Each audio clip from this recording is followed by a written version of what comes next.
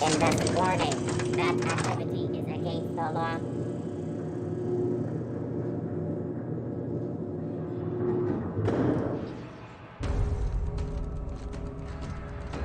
All right, MSI. I'm not one for rousing speeches, but the captain needs our help. So get in there and fight!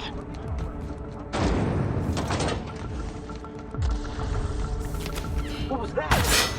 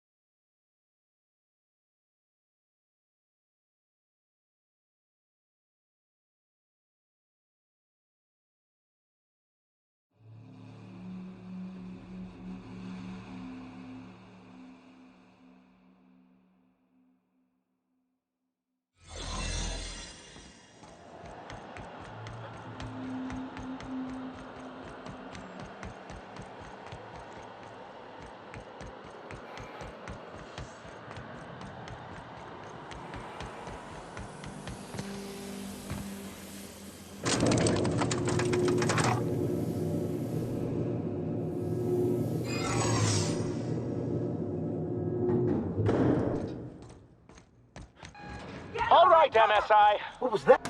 Are you new here? I didn't think we were hiring more staff. Oh, that's great. Thank you, sir. Much appreciated. I'll get out of your way.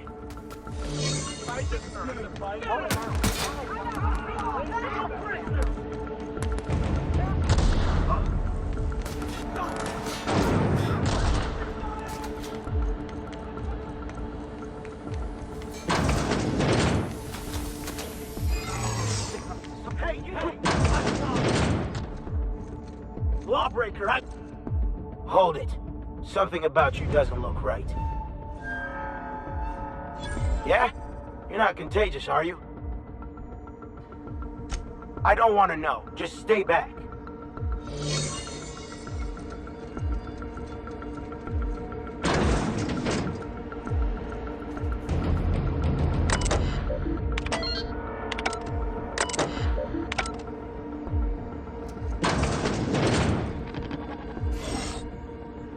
Well, look who it is.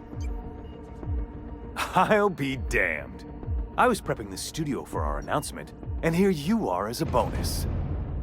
When you go off and get yourself shot, try to avoid taking one to the face. I'll want it recognizable to show to my citizens.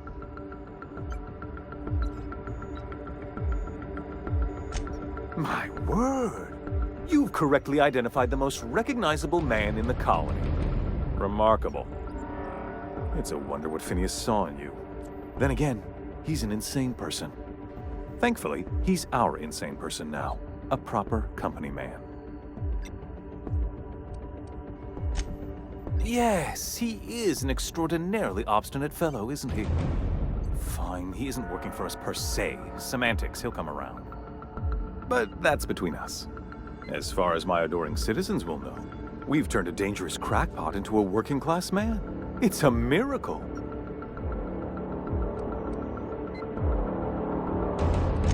It's PR. It's for the best, really. Believe me, the good people of Byzantium don't want to know what goes on here. I know Halcyon's in rough shape, but riots are the last thing anybody needs right now. Let me ask you something, Captain. Have you at any point thought about not fucking up our entire society?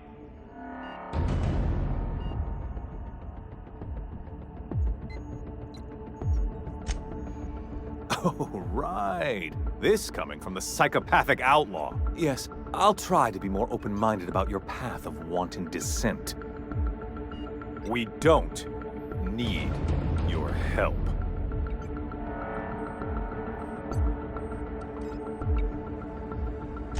We'll have to agree to disagree on that one, Captain. Now, if you don't mind, I have to finish prepping this script.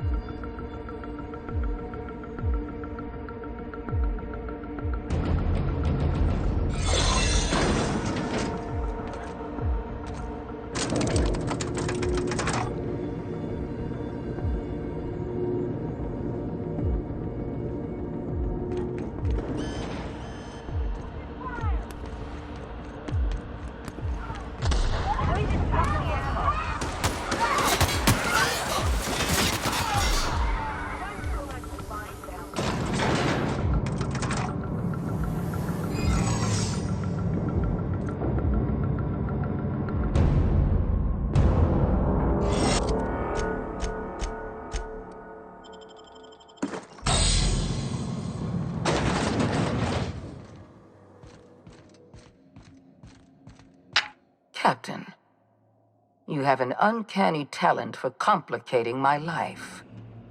You've disrupted the balance of power. You've upset the natural order of things. You've introduced uncertainty, and there is nothing I despise more than uncertainty.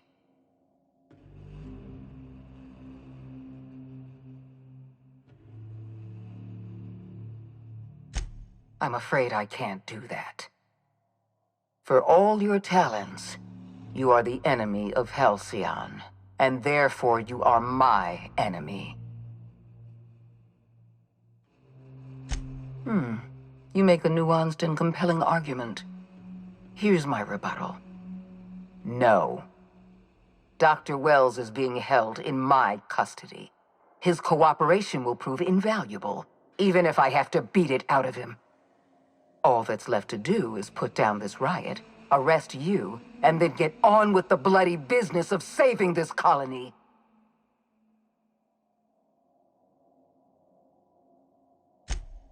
Fair enough.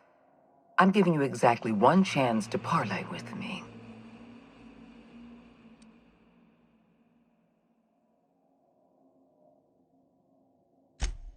Yes, I'm quite aware of your brazen act of corporate vandalism. By the way, those test subjects you killed, they died in agony. My scientists assure me they can recover the data you've destroyed. You've succeeded in temporarily delaying our research. Nothing more.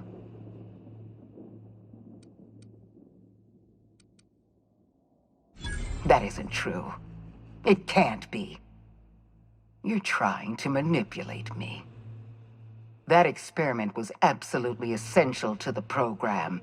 My scientists assured me they were close to a breakthrough. They gave me their word.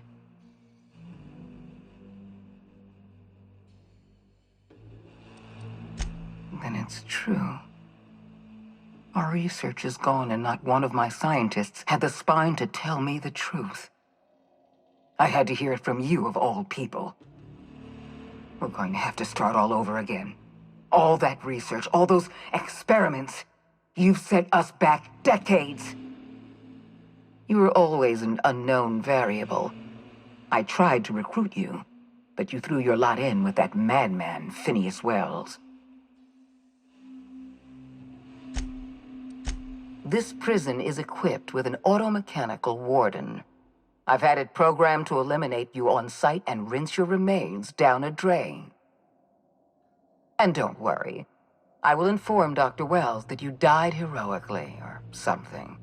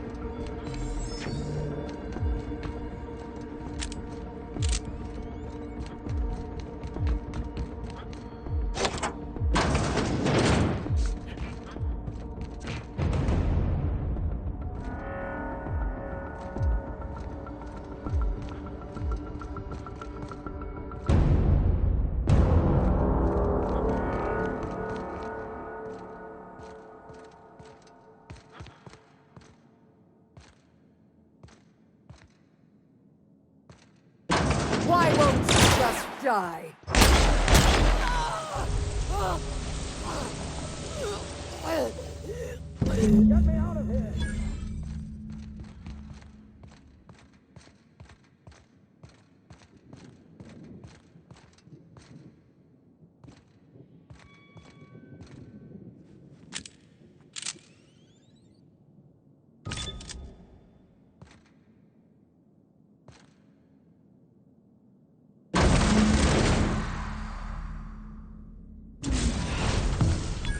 You don't know how glad I am to see you.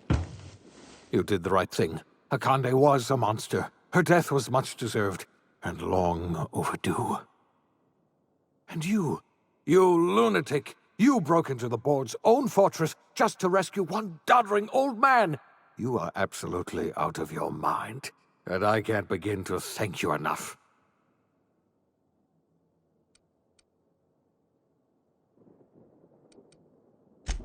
I know, my friend, I know. And now it's finally over. The board's finished. It's only a matter of time before the entire system slips from their grasp. You've broken the board's stranglehold on this colony, and you saved my life. But there's still so much we have yet to accomplish. You and I are going to have to work harder than ever to save Halcyon. I'm afraid the situation is far worse than any of us ever anticipated.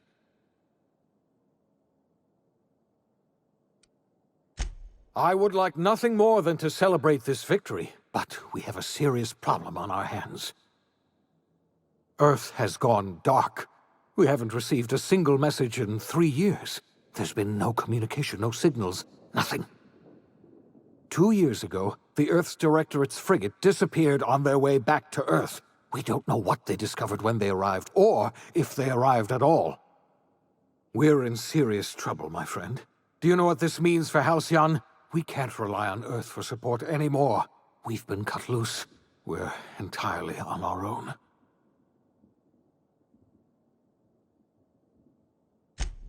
Yes, we do. You've done a marvelous thing. You've succeeded where anyone else would have failed, including me. We must begin the revival process immediately, starting with the Hope's brightest minds, and then we're going to fix this damn colony, one problem at a time. We're going to need a leader, and I can't imagine a better person for the job than you. What do you say, old friend? Will you help us?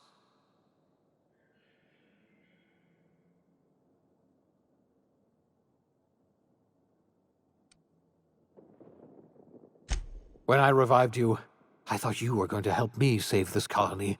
I was wrong. I had our roles reversed, you see. You're the one who's going to save us all. I'm just the one who set you on your path. You're the best thing to ever happen to Halcyon. If you want to take it upon yourself to lead this colony, you have my support. We're not a colony any longer, are we? Our last connection to Earth has been severed, and so we have been set free. Our future is uncertain, and no one knows what tomorrow holds. Exciting, isn't it?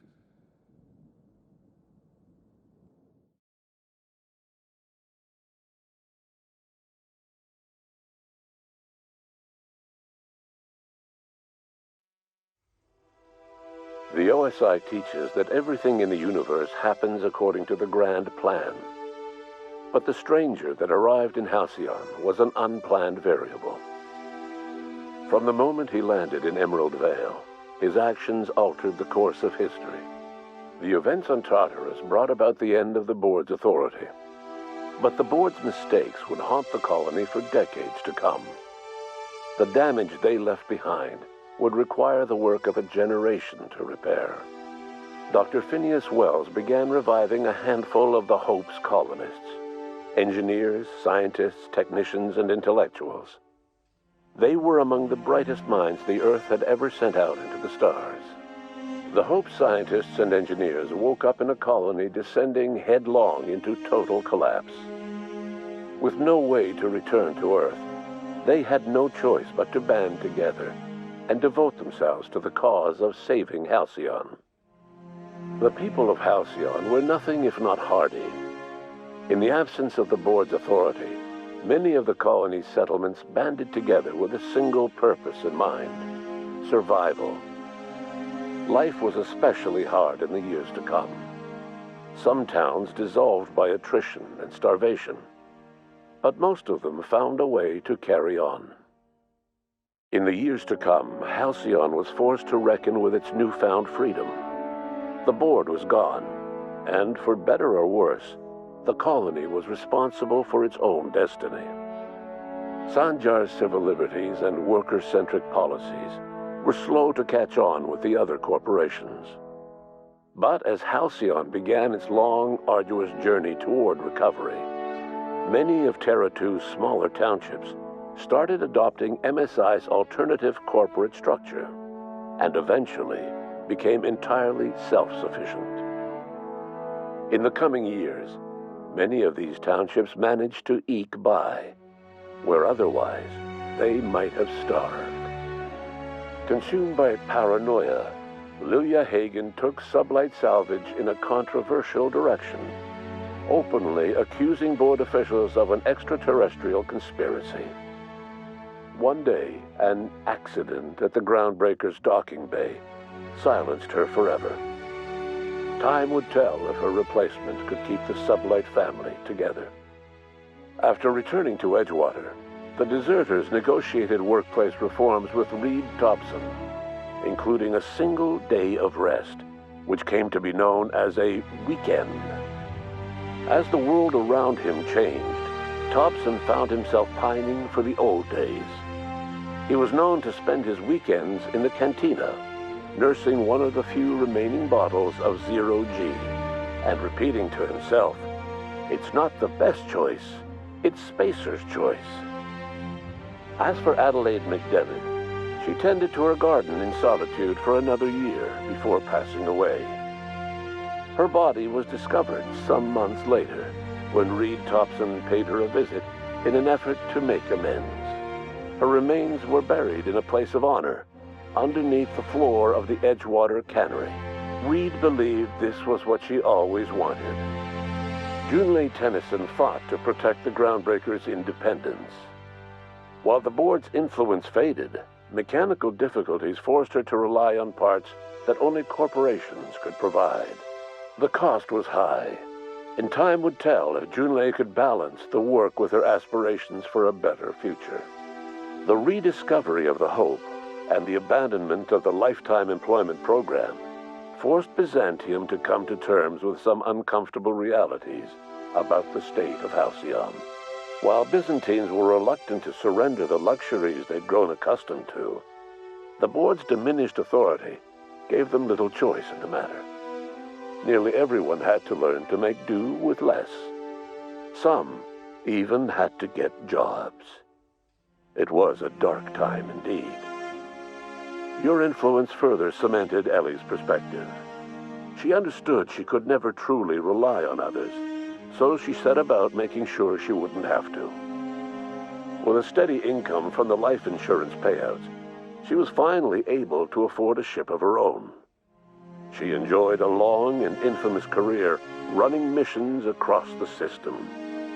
Some of them were even legal. Life in Halcyon was sobering for Felix Millstone. The grand revolution he dreamed of never came. There was no great awakening for the colony, no celebrations in the streets. There was only the hard, desperate work of trying to repair a broken colony. Felix never had a head for numbers, but if there was labor to be done, he was there to help. Eventually, Felix realized that the work of a revolution was done with two hands.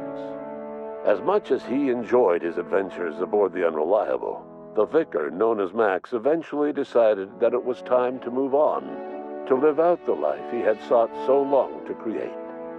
He knew there were many in the colony who carried burdens much worse than the ones he had struggled with, and he devoted himself to easing their suffering wherever he could. He only ever took up arms again to defend the defenseless. Unshackled from a lifetime of striving and fighting the universe and himself, Vicar Maximilian de Soto was finally at peace. Parvati didn't survive her adventure with you. Nyoka returned to Monarch to take another crack at making a permanent life for herself. She formed the Charon Group, an MSI subsidiary of ragtag survivalists and wilderness experts.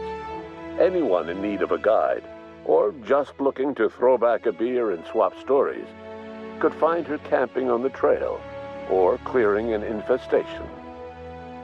The SAM unit that accompanied you spread awareness of the product line's superior sanitation and maintenance capabilities across what was left of the colony. This led to a boost in SAM unit sales. Did you know that SAM units are the longest-lasting, toughest-acting cleaning solution in Halcyon?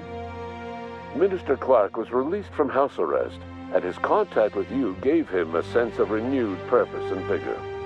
Once it became clear that no help would be coming from Earth, he threw his considerable efforts and talents into helping Halcyon manage the crisis before it. As for Dr. Phineas Wells, he spent his remaining years in his orbital lab. He eventually came to terms with his own past and was able to forgive the mistakes of his younger self by devoting his remaining years to serving the colony. Dr. Wells was able to revive many more scientists and engineers than he first expected, thanks to the additional batch of chemicals you stole from the Ministry. Wells never forgot about the human lives that were lost in acquiring these chemicals. In the end, Dr. Wells was able to save every scientist and engineer aboard the Hope. Over the next decade, nearly all of the Hope's remaining colonists were successfully revived. Halcyon saw a period of rapid technological and scientific advancement. Breakthroughs in dietary supplements saved the colony from starvation. Geoengineering projects and social reforms began to change the structure and character of the colony. Dr. Wells laid the groundwork for the project to save the colony, but he would never live to see the fruits of his labor. He passed away a few years later. His work was carried on by the scientists and engineers he revived. Today, Halcyon has stabilized. The people of the colony work hard to adapt to their new circumstances. Nearby colonies send aid and supplies. Life will never be easy in Halcyon, but for the first time in its history, there exists a sense of real, genuine hope about the future. And what about you? The unplanned variable in the history of Halcyon. Long after Wells passed away, you carried on his work with more energy, determination, and brilliance than he could ever muster. The years that followed were hard, but Halcyon survived by the efforts of the Hope's most promising colonists, the greatest of which was you. No one knows what's happened to Earth, and no one knows what the future has in store for Halcyon. All we know for certain is this: the name of the Unreliable and that of its intrepid captain will remain the subject of countless stories for years to come.